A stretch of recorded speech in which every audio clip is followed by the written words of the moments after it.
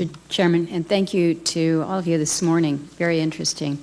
I wanted to ask a couple questions here about HARP, the High Frequency Active Auroral Research Program. Several of you at the table have a little bit of a piece here. As you know, this is located up in Alaska. It's currently funded by the Air Force Research Lab. It was formerly funded by the Office of Naval Research. One of the prime customers is DARPA, which is currently running experiments at the facilities here. So questions to several of you this morning. I'm told by the president of the University of Alaska that the Air Force has pulled its support for the facility and they're taking steps to demolish it or take it down this summer.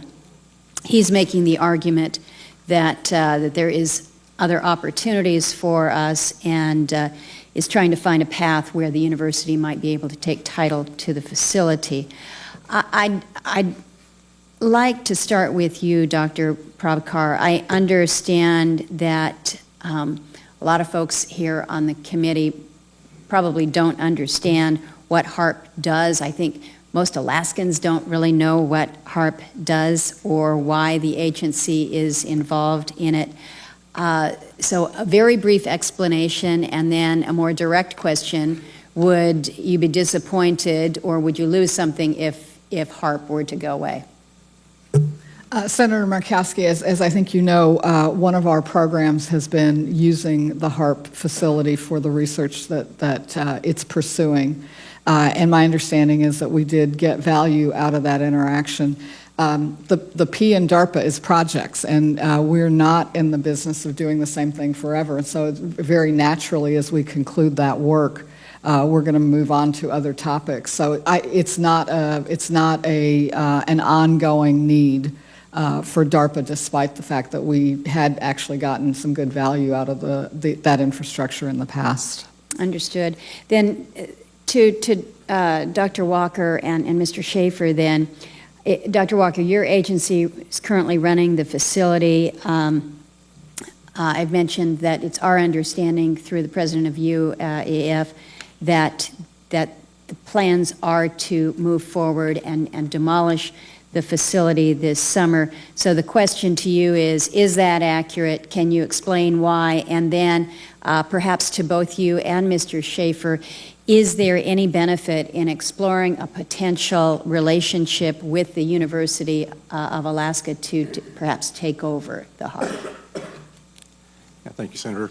The Air Force has gotten great value out of HARP in the past. We took it over from the Navy and managed it and actually did a number of experiment campaigns up there and have finished our work that we're interested in doing up there. We've moving on to other ways of managing the ionosphere, which the HARP was really designed to do, was to inject energy into the ionosphere to be able to actually control it. And but that work has been completed. The Air Force has maintained the site for other government agencies to use for several years now. And with DARPA completing their project, that's our last government customer that we have in the site. We have put out a call government-wide for other agencies that had interest in managing the site or taking it over, and including going out to academia and seeing if there was any interest there. We have gotten interest from the university in Fairbanks. However, the interest we have is that they will run it if we fund it, which is unfortunately in this fiscal environment we're in right now, this is not an area that we have any need for in the future and don't see that it would be good use of Air Force S&T funds in the future. So our position has been that if there's not somebody who wants to take over the management and the funding of the site, then the Air Force has no future need, and that we do plan to do a dismantle of the system in the future after we make appropriate notifications. When you say in the future, do you anticipate that it would be this summer then, or would there perhaps be more time for the university to try to figure something out? We would prefer to start this summer. We would like to get the critical equipment out of the site before the winter. The harsh winter in Alaska does lead to a very costly winterization to maintain the site, and we'd like to avoid that if we can. Okay. Mr. Schaefer, if you have any comments on that? Yes, ma'am. So I'm torn on this because my background is as an atmospheric scientist, and I think the facility is just a world-class facility. That said, we've worked very hard with the Air Force, with the Office of Science and Technology Policy over the last 18 to 24 months to find another sponsor for this, because it really, as you've heard the other people at the table, we, the department, have gotten the research value out that we need for the facility. We've also worked with University of Alaska Fairbanks to get some other person to pick up the long-term, just pure scientific research that HARP offers the promise of.